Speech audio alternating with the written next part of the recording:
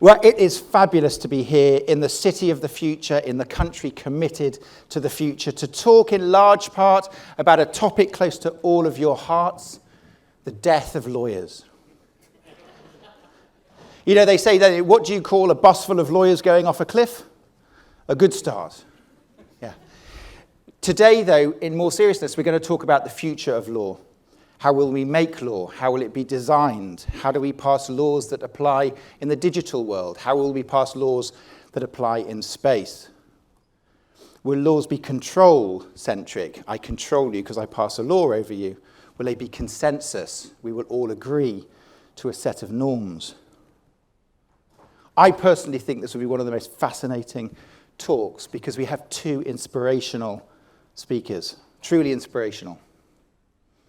The first is one of the brightest lawyers I have met anywhere in the world. I used to be president of the International Association of Court Administration. That's the standard setter for courts. And we met with lawyers and judges and jurists all around the world. You won't find a brighter, smarter lawyer than Sahia Ahmad. Now, sadly, Sahia is no longer a lawyer. She's now Chief Executive Officer, Regulatory and Compliance at Dubai Economy and Tourism. But she keeps her hand in. You know, there's no such thing as a recovering lawyer. We're always lawyers. We're born a lawyer and we stay a lawyer. And so she's also executive board member of the Virtual Asset Regulatory Authority, a member of the global board of the Association of Corporate Counsel, a member of the Advisory Council of Dubai International Academy, a board member of the Dubai College of Tourism, where she also serves as chair of the Audit Committee. Can you imagine a lawyer that can add up? There's three types of lawyers, those that can add up and those that can't. Thank you. In addition to her professional roles, Sahia is fervent about gender parity, diversity and education. Give Sahia a round of applause.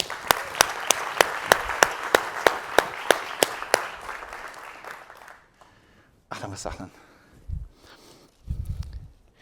And then all the way from Sydney, Australia, may I introduce Professor Stephen Freeland, Emeritus Professor, Western Sydney University.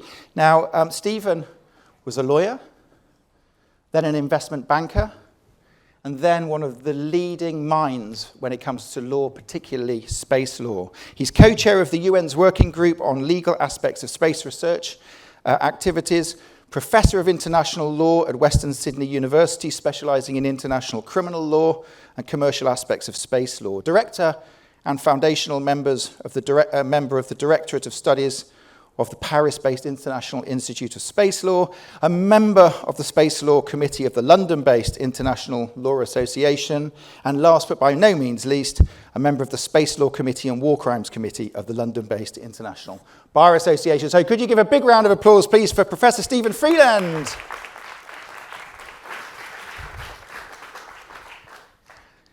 Excellent. Now, I don't know whether you've met, there's some medical technologists, futurists here, and I was chatting to them about the future of surgery. And they said to me, well, Mark, they said, the thing is, one of them said, Mark, the best people in the future, the best people to operate on, the best people to do surgery on are futurists, people like you in the audience. And he said, the reason they're the best is, one, they're brilliant, their minds are brilliant. You know, you can talk to them, okay? Secondly, they're very organized.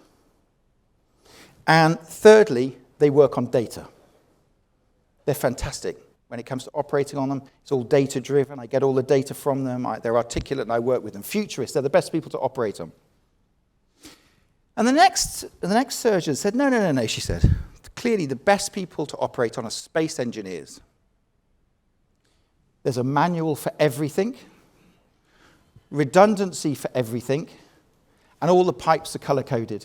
She said, they are the best people to operate on. No, I said, clearly, the best people to operate on are lawyers. They said, why? I said, no heart,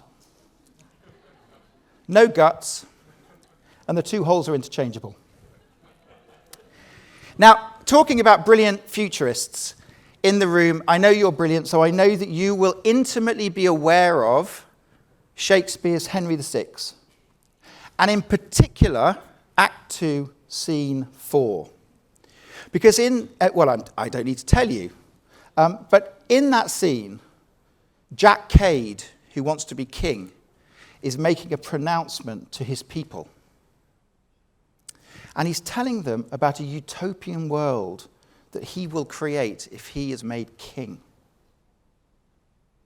And he says, "There shall be no money, and all shall eat and drink at my score." He will pay for all of it. "And I will apparel them in one livery." They will all be clothed. "That they may agree, like brothers and sisters, to worship me, their Lord." He sets out a vision for a utopian future. Now, Jack Cade had a sidekick called Dick the Butcher, a ruffian. And when Dick the Butcher heard this about a utopian future, a perfect future, he responded, "Yes, the first thing we must do, let's kill all the lawyers." Why? Why was there a sense that utopia can only be achieved outside of having a legal regime and lawyers? Is that true today, as Shakespeare thought it was in the 1600s? And that's my first question to the panel. Can we achieve utopia within a legal system or not? Sahia. I don't think I'd go that far. I think the role of lawyers has become very, very challenging in the last few decades. And I think particularly now, where we're really on the edge of technology. Stephen will be talking about space, virtual assets. It's a borderless world.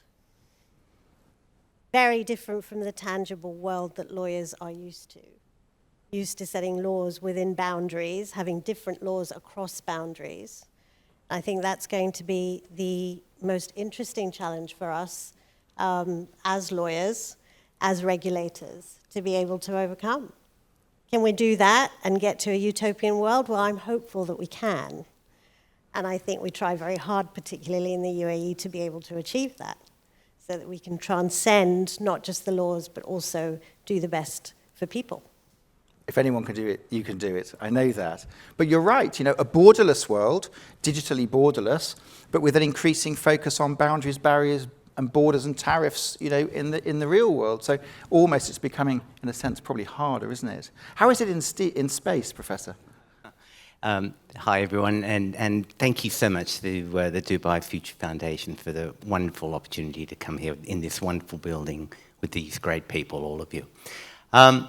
So what are lawyers and what is law? Well, I'm an international lawyer, but I really regard myself as a functionary. I don't think that I have a particularly exalted position in society, but rather my job is to help promote a system where people can coexist, where, as I heard in a previous session, people can have a good life. Lots of people, like Dick the Butcher, think that we are the problem. Let me tell you that we're good people, we're nice people. Law can be an incredibly enabling thing, but at its absolute fundamental, it's about human society, it's about people. And every community throughout history has found it necessary and appropriate and desirable to have a system of behaviours, of standards, of values under which they operate and coexist. Now, we may not necessarily agree with all of those values and standards, but if you close your eyes for a minute and think of a community where there is no law, where there are no rules of the road, where I can do whatever I want, even if it's completely to the detriment of Mark and Say and everybody in the room, and there would be absolutely no accountability, then I think that is the dystopian world. I'm not saying law will automatically create the utopian, but it's certainly, in my opinion at least, a precondition to moving forward, as Sahia says, and we really need to then work on how law operates, how the inputs towards future law regulation, the future of law, what it will look at. We need to work on that, but we need to have a system which is a foundation as to how we get on with each other. So if I can pick up, and that's fascinating, let's play that out. Are you talking about, because when we talk about that concept of you could do something that you would be allowed to do, but it would harm all the rest of us, that's sort of that Millsian utilitarian model. So would that, if we were talking about law as sort of made to be imposed, in utilitarian model, we're talking about all of us agreeing what's best for the majority, right? So where are we on that? Do you think, are we moving away from laws being imposed from the top, I have power, I will impose my will on you, to a more consensus-based lawmaking, as you say, what's best for all of us? Is that the way we're going to do it digitally? I think we're already doing that to some extent, with technology particularly advancing as it is. A lot of lawyers are having to catch up. And in order to do that, we have to work very closely, hand in hand, with the experts, not just the legal experts, but the technology experts, with the futurists, to be able to co-create law and regulation.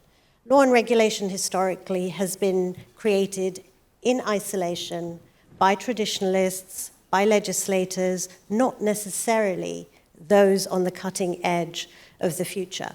And I think now is the time to be doing that. We're already doing that to a great extent in Dubai. We've been doing that with the Virtual Assets Regulatory Authority, working really closely with the industry experts to understand so that we're not behind the curve and we're not reactive, but we're proactive. And we're trying to make sure that whatever we have is ahead of the curve, anticipating the change in technology as it develops. Does everybody know how far advanced the UAE is in their thinking about the regulation of digital assets? Put your hand up if you feel that you fully understand it. Excellent. Well, on the utilitarian principle, could you tell us a bit more about it? Because my kids tell me that the bitcoins I were given years and years and years ago, I'm a bit silly to have lost. I kind of agree with them now, but I don't really understand it like you do. So crypto, digital, it seems like the Wild West. How can we bring order to it? I draw the analogy to when the internet first came about, or at least we became aware of it, and I'm old enough to have been around when that happened, and how lawmakers were looking at it at the time. It was a completely new world. Everybody wanted to regulate it. Nobody really knew how to do that. I would say that we're at that place, but on steroids now, because we have almost a parallel economy that can be created in the digital space. And that parallel economy has currencies, payment systems, lifestyles. It's a permanent lifestyle as well that is parallel. And in order to regulate that, you need to really be looking at the base principles and going back to the consensus perspective to see what are the base principles you want to be regulating. Because it is about looking at the principles that cut across the virtual world that you want to be regulating, whether it is the currencies and the bitcoins, or whether it is the art and the NFTs, or even issues like privacy and security. But let's say the UAE says we're creating this law. We're talking about law, right? We're creating a law or framework or regulation. At the moment, the current model is it can only apply in the UAE. If somebody's operating from Belize, they'll say, well, that's fascinating. Well done, Sahia, brilliant. But it has no relevance to me. I'll continue doing what I've done. And I don't think consumers are smart enough. Well, maybe they are, but not many are going to be smart enough to work out exactly where the assets regulatory body is. They just sort of, they trade it, right? Or so maybe. So how, as a regulator, can you give teeth or can you empower the system by getting that regulation around the world? sharing of information between regulators across the world, agreeing on principles across the world, interoperability, passporting across jurisdictions, absolutely essential. Otherwise, you have the nefarious characters that are going to be regulated in your space and play arbitrage between the different jurisdictions. I don't like the rules here, so I'm going to go somewhere else. So easy to do in the virtual space. Much more difficult to do with brick and mortar. So it is really, at an international level, speaking to each other, and the core of that is not just speaking to each other, being prepared to be transparent, to be able to share data, and set the same principles, enforce against them, so that you're actually creating not just regulation in your own space, but something that can apply across borders to everybody. So the UAE has the #1 passport in the world. It will take you to more countries without a visa than any other passport in the world. Are you creating the regulatory passport that will be most accepted around the world? If I have a digital business in Dubai, do you envisage a world in which people will say, if Sahih has stamped your license, ahlan wa sahlan, you can operate across the globe with that piece of regulation? Well, VARA is the first regulator of its kind, and why not take that to the world? How do you feel about this, Stephen, particularly in the context of space as well? Yeah, but maybe let me build on what's been said. So from the space, pardon the pun, from the space that I look at, the world, as we become smaller, we become more complex, and the challenges, the concerns, the possibilities, the opportunities for the future also become of a global nature. And what does that mean? So let's look at the area of space. Hands up, anyone in the room who hasn't got a mobile phone. Hands up, anyone in the room who doesn't watch satellite TV, or doesn't do financial transactions, or doesn't switch on and listen to the weather forecast. You and I, and virtually everybody on the planet to various degrees, utilise the technology of space every day, 20 or 30 or 40 times. There have been studies done about a day without space, particularly by military organisations, but generally. A day without space would literally bring us back to the Dark Ages. A day with space gives us a boundless opportunities for the future.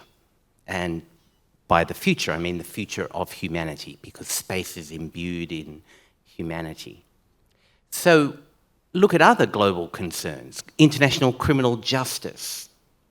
20 years ago, 30 years ago, we were really not talking about war crimes and crimes against humanity and genocide in the way that we do now. It's part of the vernacular. Issues of global concern. Look at the environment. 20 years ago, 30 years ago, I was around when the IPCC in 1988 first put out their report about climate change, calling it global warming at the time, and nobody listened. It wasn't part of the vernacular. Now we're all talking about it. These are, along with others, issues of global concern which require rules of the road, which cannot and must not be promulgated by one or two or a small group of countries, because essentially global concerns and global challenges impact on all of us. We need to all have the ability to contribute to the way that we address, not only reactively, but as it says, proactively. We know these challenges are there. We must find ways to do it. So law, whatever function, whatever nature it takes, law will be important on all of that. But law, and this sounds like an oxymoron, law will become must become multidisciplinary. For regulators, for lawyers, for diplomats, for people to sit down and understand what the solutions are, they have to understand the questions.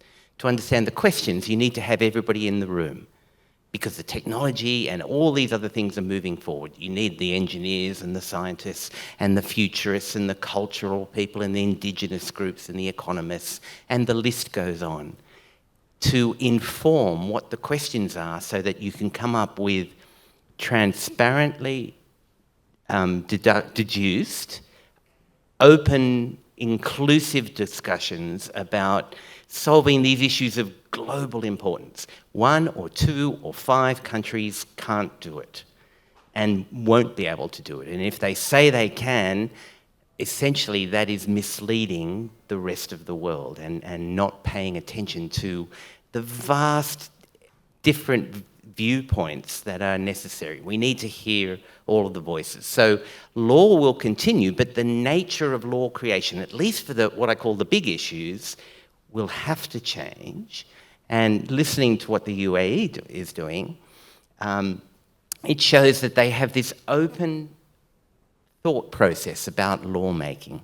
Sure, I mean, of course, every country will still have national law, but the value of national law, the influence of national law, will be itself impacted by other influences, civil society, international norms and standards, say, regarding human rights or whatever, and the fact that, as I said, 1 or 2 or 5 countries can't solve some of these big issues. We need to do it together for the future of humanity. So we've just celebrated, haven't we, in the UAE, I shouldn't really include myself, you have just celebrated 30 years of connecting minds and creating the future. And we're moving forward now, and I think our role today on this panel, and we won't be allowed to leave, and the audience is locked in until we do this, is we've got to imagine the future, and we're imagining a more multilateral future. We've got to design the future, which we're starting to do now, and then we've got to execute on it. I read that, it's in Emirates Towers, it's a quote from His Highness Sheikh Mohammed. So the execution piece, okay? Now I look back to the beginning of air travel. The Wright brothers first flew in 1903. Before that we'd had the balloons in France. And it caused chaos because these flying machines, they could cross the river boundary, they could cross the land boundary. So the world came together in 1919 and said, well, we need to work out this boundary thing because these damned Americans have created a machine that gives us a problem. And in 1919, the world said, we're going to have boundaries to infinity. You know, the boundary of your country goes to infinity. And that meant that if you fly over a boundary which goes to infinity, you have to get permission and all of those things, which made sense. But that was the world coming together to try and find a way of dealing with a new frontier. But actually, they didn't do a good job. And in 1945, the airlines, 31 airlines came together and they said, it's great that you've got your regulations, but they're not practical. They don't work for us. And we're the ones that have got to deliver to the passengers safe flight. So IATA was formed in 1945 in order to get the industry to start to self-regulate and determine. Now, like any good businesses, they formed a cartel and they set prices. So the regulator stepped back in and said, okay, enough. Your job, yes, run a safe airline sector, but don't form a cartel, please. And they regulated the cartel piece. That sandwich model of starting with consensus-based regulation or rulemaking, let's not call it regulation or law, consensus-based rulemaking, allowing the private sector to thrive, and then an umbrella protection for the consumer. Does it have any parallels with space? That's a really excellent example. So everybody close your eyes for a minute and imagine you are back in 1957. I was born in 1957, so you're probably witnessing my birth. You all know how old I am now. Now, I won't ask the question, but most of you will know that something incredibly a breakthrough took place in 1957, the Sputnik 1 mission, the first human-made object that went into Earth orbit on October the 4th. We've just celebrated the anniversary, the 65th anniversary, so you know how old I am. And up until that time, as Mark said, there'd been this debate about where does the sovereignty of a country, how far does it extend? We understand land, we understand sea, we understand air, but we didn't know where that boundary was. And all of a sudden, this thing is circling around. You can open your eyes now, by the way. You're back in... sorry, I thought people are falling asleep. This thing is flying around. It had an elliptical orbit, but about 200 to 300 kilometres above the Earth. And guess what happens? Nobody says, get off my land. Nobody says you're trespassing. Nobody says you need my permission. And so all of a sudden, through a consensus of action, or in this case, inaction, omission, but countries and individuals and corporates act by omitting to do something as well, we understood that there was a limit to the sovereignty of a country. So national law, as we talked about, has an influence up until a certain point, but above that point, national law doesn't apply anymore. And instead, what happens is this consensus idea of international law applies. And so even this, though this might be difficult for some people to hear, UAE law applies to the airspace above the UAE, but it doesn't apply to the outer space above UAE. It might apply to UAE satellites because of the system of registration, but not to the area. So we have this consensus approach to regulating these areas. We call it beyond national jurisdiction. I don't want to get too technical on this, but an area where national law doesn't apply, it's an area that we sometimes call global commons. We all have a stake in it. But here's the rub, and this is where politics comes into it. Space is incredibly political. You would have thought, there are lawyers in the room, the first question you will ask me is, well, where does airspace end and outer space begin? Because you've got national law, we need to know where that boundary of sovereignty is. And that's the first question that people asked, really after, I was still in nappies when that question was being asked. And we don't know the answer. There's lots of theories about where airspace ends and outer space begins, but we don't know the answer. Some countries in their national law, UAE included, are defining that boundary for the purposes of national law, but we haven't yet had a consensus agreement on that. And the reason is political, because once you set that boundary at international level, if I fly below that boundary above your territory, I am clearly violating law. And so those with the most technology did not want that boundary set. And so you can see that consensus is, the way forward for global concerns, but it also has its problems, because consensus means we all agree to agree, or at least we agree not to disagree. And so even though that is the way forward for law on these global issues of concern, you still need to get people in the room to negotiate. And that's my job at the UN. I've got 110 countries in there, and I've got to get them to agree, because every one of those 110 countries has a power of veto, essentially, because it's a consensus decision. And blow me down, sorry, that's an Australian expression, but blow me down, we get consensus on really important issues, even this year, in the midst of, well, we all are aware of the incredibly difficult geopolitical times we're in. And with all of those countries in the room, all of the main countries, plus everybody else, we still get consensus on important ways forward for regulating the future, because we can find common values, common interests that allow us to move forward. And that's really the future of consensus building in terms of the future for humanity and the future for law, is trying to work out what do we have in common. We may not necessarily like each other, we may not necessarily cooperate with each other, but we have a lot in common. And that commonality begins with our humanity and our values and our, of course, economic and geopolitical interests, but we need to work that forward. And so Mark said law has to become more consensus-based. It has to become more human-focused again. It has to become more, if you like, ethically and morally focused again, recognising that we each have different ethical standards, perhaps. We know what I think is moral, you may not think is moral, etc. But we still have this inherent commonality between us. And law, if we go back to its roots, law was there to help societies coexist. So it tries always, or it should, in theory, try to find that commonality where people can upon which people can base themselves to live. And I think, these are powerful messages. It's very difficult because we need to change mindsets and thinking of regulators and countries and governments and diplomats.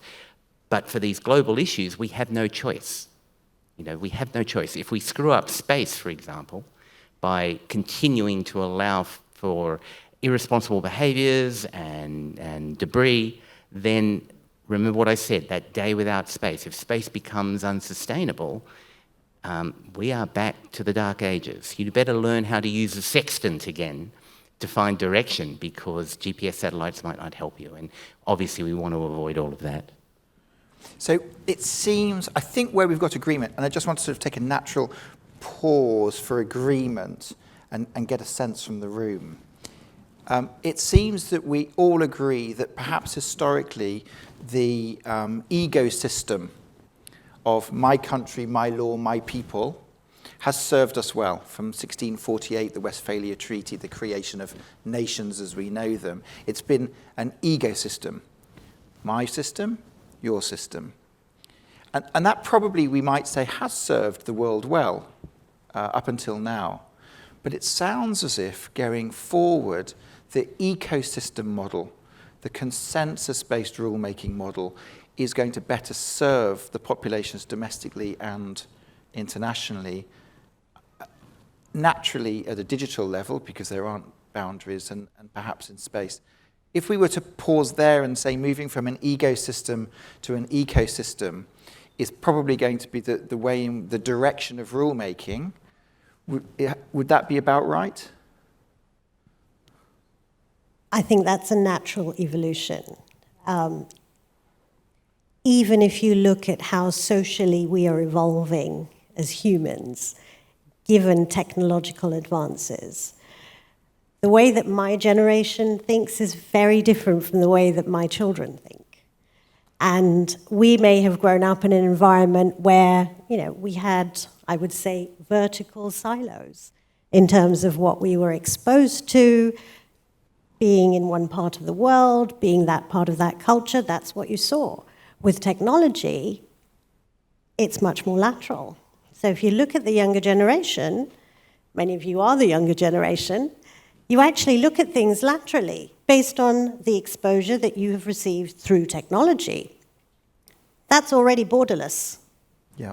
That's already an environment of space where everybody is looking at things from a different perspective. So actually, even from a social and human evolution perspective, the generations are thinking that way. And the future generations will think more and more that way. Now, of course, there's a debate about whether we're becoming more polarized or not, which I'll leave aside for a moment. But actually, we are looking at things more laterally, and we're looking at things as to how they impact people overall. And I think that goes back to your point about putting people first, rising above and looking at the greater good. What is the commonality that will improve things for everybody, not just for my space? Lawmakers, regulators have to create that balance. The balance between the consensus-based rule, which could be industry-led, may not have the same targets, may have bottom-line targets, dollar first, as opposed to people first. Our philosophy in the UAE is very much people first. It's about building policies that not only drive the economy to growth, but also improve on quality of life, making this the best place for our citizens, for our residents, to live and thrive. And as you have competition around the world, you also have this opening up of borders. You have this ability for people to be able to work remotely, live freely, and people are looking for that higher common base thread where they can have a better quality of life. I think that's absolutely critical. So the regulator's role is not just to set the rules, but create that balance between enabling, facilitating and growing business, technology, looking to the future, but also creating the balance where you're protecting and you're providing the best solution for people at the end of the day. And if I can take that into the space arena, that's precisely correct. I mean, the future is exciting. Technological advances are exciting. We've heard so many times about technology is outpacing law. Of course it is, right? Law will never catch up, and we have to try our best to have enabling laws, as you say. But what we're learning, and particularly in areas where, as I said, that we have these global impacts on things, that if you do something over here, it has a consequence over here. And you may not think about it. So this morning, there was this wonderful panel that some of you would have gone to about digital poverty. And, this is just, for me, a mind-blowing forum. And I'm just, everything I listen to, I just love. And so in the space arena, there are companies, and this is not a criticism, so I'm not taking a view, but there are companies that say, we can help solve this part of this digital poverty problem. There are, let's say, 30% of the world that doesn't have access to the internet or whatever, right? And so companies like Starlink, and this is not a criticism, right, but companies like Starlink and OneWeb and other companies like that say, we can put up these constellations of small satellites, and we will solve that problem. And you think of that and think that's an incredibly laudable aim. Obviously they want to make money, but it's an incredibly laudable aim. But that laudable aim has to be balanced against the consequence that it has. So let me dazzle you with numbers just for a moment. Since the day I was born, and you know when that is now, right? Since the day I was born until about now, we have launched into space, let's say, somewhere between 10 and 12,000 satellites, there or thereabouts, yeah? And out of that, we have literally hundreds of millions of pieces of space debris. So the environment becomes more and more hazardous. These pieces of debris to stay in orbit are travelling at extraordinarily quick speeds, 10 kilometres a second, so even something that small will destroy anything it hits. And once it hits, of course, it creates more debris, and so you have this cascading effect. So in my lifetime, 65 years, we've launched between 10 and 12,000. In the next 10 years, if the well-publicised plans of various companies, I've mentioned a couple, but there are many others, this is not singling out anyone, and countries, China wants to launch 30,000, Rwanda has filed for, can you believe it, 320,000 satellites. If those plans come to fruition, we will be launching 500,000 in the next 10 years. So 12,000 in 65 years, 100,000 in the next, 500,000 in the next 10 years. And so you can see that, this laudable aim here has consequences over here. And so the job of law creators, makers, whatever you want to call them, is to sit down and understand. As I said, you need to understand the questions before you come up with the solutions. It's not to ban necessarily this activity here, but recognise that if this activity happens, this is the consequence. And therefore we need to find that balance. And that's where you need everybody in the room, as Say and Mark have said. We need to have this multidisciplinary approach to law, whatever that may look like.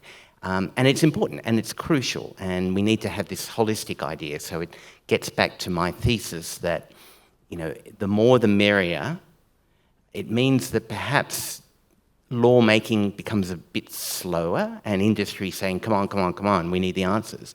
But we need to get the right answers, and the right answers require us to understand the consequences of action. Think of autonomous weapons. Everybody is thrilled with the development of AI, and AI is of course used in space. But there's this massive debate now about the use of autonomous weapons on the battlefield. Because they're efficient, because, to the extent you use autonomous weapons, humans don't get injured. But the battlefield and the choices that you make on the battlefield require human judgment, human nuance, to make life and death decisions, because the law says you can't do certain things. If you're enemy combatant is injured and is not capable of fighting, you are not allowed to kill them, right?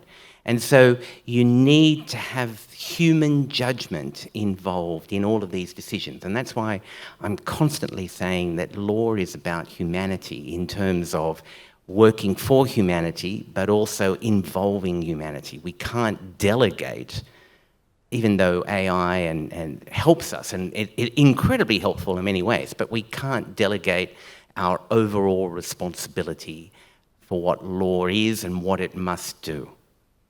And I think what's critical is this move from control to consensus means that we're all on the panel. Because the answer, we've done the imagining of a better world, a human world, right? We've done the design. It's going to be consensus said. It's going to be with everyone in the room, okay. But we've still got this last piece before we're allowed to leave, which is we've got to execute on it. So I open this to everybody. How can we move from a world in which laws are designed to control a nation, control the people, to a world in which the future requires consensus between people and nations? And I throw this open to all of you to tell us what's the answer, how will it happen? Don't make me pick you in the audience. But does anyone have a view? Yeah. Sir? I said to Steve I'd ask you a difficult question. Oh, there's a microphone, actually. Microphone. And going back to the subject matter rather than wandering off into space, No. we're talking about It's law. how do we execute on that transition? So, just to give a little bit of context, so the fundamental of law is that, however we may or may not like lawyers, the whole of society is built around law. Now, here in Dubai, we've coped with COVID incredibly well. It's not on the topic of conversation anymore because we sorted it 9 months ago, but everyone else is talking about it. And my ex-wife said, I don't want to be vaccinated. I'm an anti-vaxxer. There are various things that are wrong with vaccines. And I said, okay, well, that's fine. And I understand that some tennis players don't like it either. But I said to her, the thing is, There's a question in here. It's coming. I feel it. I feel it. You want to buy into having your car parking, having your streets cleaned, having your housing done nicely. But society, since Kant, Locke and Hegel and Hume said it, if you want to get the benefits of society, you have to sign up to the social contract and the good bits and the bad bits. So the question is, just a difficult question on that is, should we all agree to have a vaccine if our society says, if you want to get all the upside of this society, you've got to have the vaccine? There's the question. Brilliant. And I'm going to ask if it's possible that we deal with that when we finish, because I still want to know how we're going to move from control-based law to consensus-based law across nations. Sir? Thank you for this question. I think it's extremely important as, our Love your hat, by the way. Thank you. You're so cool. I appreciate you, Mark. So control is something that I think that society has been a focal point of propaganda for thousands of years, a very patriarchal system, in fact. And I think that a regenerative focal point needs to come forward. And so how can we cultivate real humanity by creating common unity, community, the space between us, the opportunity to pay attention, the opportunity to listen and have presence. In a world where 9 million things are trying to take care of our energy and take us away from the current moment, what can we do to offer the moment of one another's awareness and be here with each other? So we can actually listen, we can actually pay attention, and we can have the compassion to lead with this intention of philosophy where we're going from a mindset perspective and stepping into a heart-set philosophy. What are we doing here to really cultivate that every single day, and how can we have more compassion with each other every single moment? Because together is the only way that we move forward. And this is a co-creative capacity. This is how we move forward. I've been through 5 continents in the past 5 years, learning from indigenous cultures, understanding different spiritual practices, recognizing different religions, and paying attention to humanity. And the focal point needs to be, what are we doing in a space of presence to understanding feminine nature, the feminine nature of what's inside of us? Mindset to heart set, community. And this is exactly what this is brilliant. This is exactly what we're talking about. The humanity of the system. That's, I think, what we're talking about. But how? This is the question I'm posing. It's not asking you to discover a new colour in the rainbow. How do we move from what we're used to since 1648, control ecosystems, to the new way? How do we do it? Can anybody tell us? Yeah, lady in the middle. Just here. I can just say, Yeah. well, I think you're talking about consensus, and I think that word concerns me quite a bit, because consensus is quite different to democracy and to consent. Yeah. Consensus is, of course, just the majority or the most powerful voices get what they want, whereas democracy is being designed with checks and balances. And at the moment, the more successful societies, I think we have a general consensus, if you want to use that word again, that democracy seems to be the best of the bad ideas we've had for governance. But it's still done at a national level. We don't have any direct democracy in global challenges, and that's perhaps what's missing. When do individuals across all different countries across the world get to start voting on the international policies that are guiding all of us?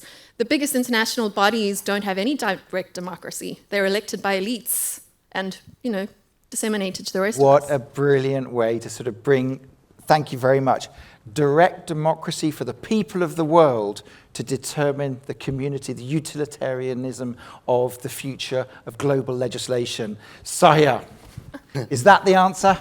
Could I just respond to that? Oh, sorry, go ahead. No. I'm not sure I necessarily agree. I mean, I work in a consensus world. As I said, I've got 110 countries in the room, and every one of them has a voice, because every one of them can say no. And if the smallest country GDP-wise in the world says no, then it won't happen. And so, when you said... Oh, okay. Well, you're talking about two different... we're talking about... Yeah. Yeah, the lady's saying, if we've got a digital world, why don't we say to the citizens of the world that are able to, you vote? I mean, as I said in my remarks, I agree with you on that. I'm sorry, I misunderstood what you said. Mindset changes, and as Mark said, we're living in this post-Westphalian world, but I think it's changing. If I can just take one more minute to give you an example. So the post-Westphalian world is based on sovereignty and borders, and we all understand that, right? And what happens within the territory well-defined of a country is up to that country, by and large, right? There are outside influences. Okay, so about 15 years ago, I won't say who, but a well-known politician at the time was giving a speech to a group of environmentalists, and it was talking about the Brazilian rainforest. I hope there are no Brazilians in the room, because they're about to punch me, I think. And it's talking about the Brazilian rainforest. And that person said, the Brazilian rainforests are the common heritage of humankind, which is a political expression, but anyway, we'll take it. Belongs to all of us. And therefore, decisions about the Brazilian rainforests have to be made collectively. Now, under traditional legal principles, absolutely, Brazilian rainforest falls within the sovereignty of Brazil. It makes decisions. We may not like them, but that is the trend that we're moving to, where the traditional barriers that borders put up, that sovereignty puts up, will break down. And it'll break down because we recognise that there are these global issues that transcend 1 or 2 or 5 countries. And so I agree with you. I mean, I don't know whether that will in the end translate to the power of the people itself, without governments, without decision-making. That's probably beyond my lifetime. But most certainly, civil society and you and I have a much greater voice to make, and we will have more influence, and we will break down those barriers, at least on the big issues. So I think you're absolutely right, but I think you are way ahead of me in terms of what is possible in the relatively short term. Sorry to take so long. Thank you. Sahia. I think history has taught us that we as humans cannot live in a ruleless world. And we all like some form of rule and structure. Nature teaches us that all the way going back down to the basic DNA. very clear rules and structure. And if we go back to fundamentals and we think of those fundamentals, the question is, what are those rules and who is setting those rules? And that's really the pendulum that we're working with. I think that pendulum is swinging, but we're at a stage now where the rules are being set by people. They're being set by consensus. They're being set by technologists and futurists who are driving things forward. The key is whether we actually catch up as lawyers, as lawmakers, as regulators, or whether we look ahead and we say, you know what, we need to be ahead of this. We need to be part of this. Otherwise, we'll just get left behind. What an inspiring way to finish. Could you all give, please, Stephen and Sahia a round of applause?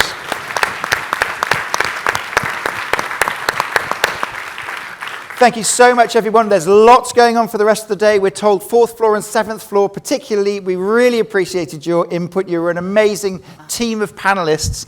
And there was a QR code, which I was meant to tell you about when I started, and I forgot all about it. So there we are, ladies and gentlemen. Have a great day. Enjoy the rest of the time.